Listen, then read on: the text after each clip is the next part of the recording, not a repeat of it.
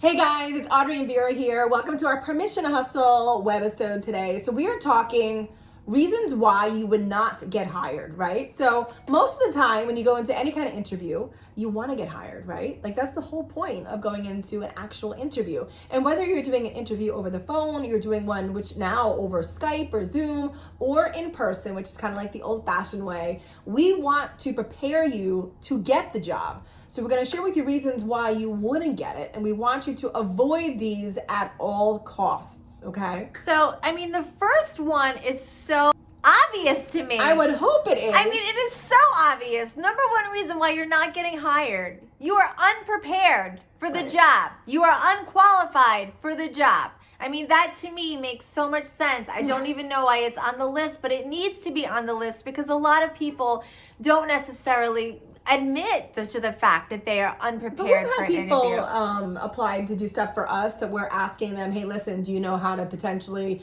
transcribe? Or do you know, and they're like, yep. And then you realize, no, they didn't. So you got to be honest. You have to be honest. You have to be honest with yourself and you have to be honest with your employees. So whatever the job description is, if you don't qualify, then you don't qualify. Let's save everybody some time here. And Absolutely.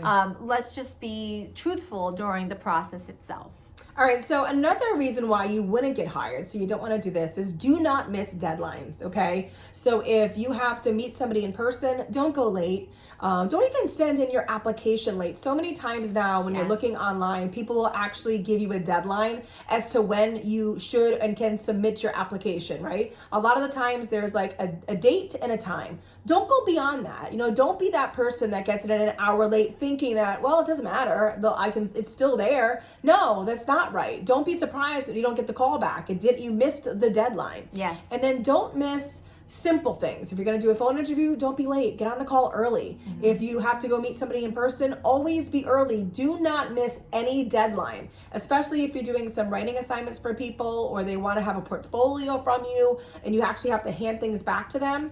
Make sure it's on time. Like, do not mess up on deadlines. That, at least I know for us, that would be a huge no-no when it came to hiring you. And this one also is important. I wrote myself a note about this yesterday, in fact. You have to update your media kit and your resumes when anything new changes in your life.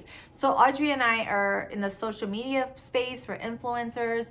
And, I actually just lost a gig. I had something that was slated for me to come up in January. And then the campaign actually just got canceled. The brand had canceled it. They canceled the whole campaign, not just for me. And I was going back and forth with the PR rep and I said, I just want you to know I just got on TikTok. Is there any way you can update my profile to include that I'm now on that profile as well? And she was so excited to hear that I was on that profile. She was like, oh my gosh, we do so much work on TikTok. That's amazing. Thank you so much for letting me know. I wrote myself a note and I said, I have to email every single company that I work with, every blogger resource that I work with, every URL that I go to, and update my profile, update my resume. In my world, my resume are those URLs, and include that new service that I can now offer people. If I don't tell them, how do they know? Right. If you have learned a new service, if you don't update your media kit or your resume, how on earth would these people know about the new information that you can provide? Especially in the social media world, your numbers go up all the time. You actually should be updating it every single month. It's true. Simple little things getting you into new levels, whether you hit a milestone, you're over 20,000 with something, maybe you have a new newsletter, maybe you have a private groups that you can any way that's going to make your numbers stand out more. And especially on the social media side of things, it's something that you really want to make sure you are consistently and constantly doing, because again, numbers are always changing, and if it's in your favor, you want to make sure that you let a brand know exactly what the change is. All right, so another thing you want to make sure you have are referrals or testimonials or people that can vouch for you. One of the best things that I think anybody can do out there is to be able to say to someone who's hiring them, listen, I've worked for so-and-so. I'd love to be able to have them give you a reference, or could I have them, show you something that I've done for them. Any way that you can, again, set yourself apart when you're trying to get a job. The worst thing could be if somebody asks you, hey, do you have any referrals? Anybody that you've worked with before? Anybody that can truly vouch for you, that they've really enjoyed enjoyed working for you. Because when you're out of work, it's for a reason. A lot of people that are hiring want to know, well, why are you out of work? Were you fired? I mean, that's probably not going to be the first thing you say to somebody on your interview. So make sure you have lined up references for yourself. It's something that is really important. And you always want to have those people in your back pocket that you know you can turn to. I mean, Vera and I do a lot of events. And, just recently I was chatting with somebody at a holiday party, and I had let her know that, listen, I know she was interested in them. And I said, listen, if you're interested, I can have you connect with some people that we've done stuff for. And then you could, determine if you think it's going to work for you.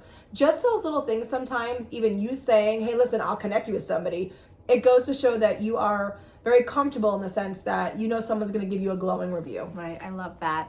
The next one is something that Audrey and I tell our children all the time. Be very careful about what you post on social media. Your social media profile is also your resume. So things that you are posting on Instagram or Twitter, any sort of social profile, even Snapchat that you don't think can get around, a quick screen grab can go a long way. So if you don't want, this is how I tell my daughter, if you don't want to scream this in the middle of your lunchroom in high school, or if you don't want to have it on the wall in your lunchroom, you do not put it online, because it will make its way to your worst enemy or to your first job interview. So try to keep it offline under any circumstance. It's just not worth it these days. It's a digital world, and pictures last forever. I mean, listen, when I'm hiring a babysitter for my daughter, like, I go to Instagram immediately. That's right. And if I don't like what I see, and that's Instagram, that's like, I'm following their account, they've allowed me to, so they know that I'm looking. I can only imagine what's on the fake accounts or the Snapchats or the TikTok. So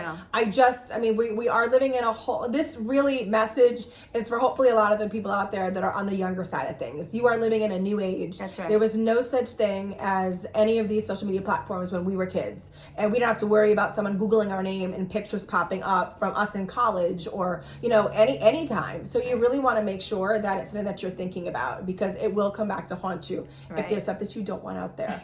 So, and the last one is just know how to sell yourself. If you don't know how to sell yourself, then no one is going to hire you. If you're going to sit down and someone's going to ask you point blank, why should we hire you? Then you want to be able to explain why they should. We had a video, we'll link it below, as to know your 30-second elevator pitch. You know you better than anybody, and you know why someone should hire you. If you really want this job, you sell yourself. Do research about the company, do research about us. I actually was at a luncheon where I was chatting with an influencer and her assistant. And the influencer said, I said, oh my God, I would kill for an assistant. This is amazing. Like, this is my dream. And I asked her, what was the hiring process like? I was curious. And the influencer said, you know what, I put a call out to people and I asked them, why do you want to work for me? And what's one change that you would make about my profiles? Like, what would you do differently?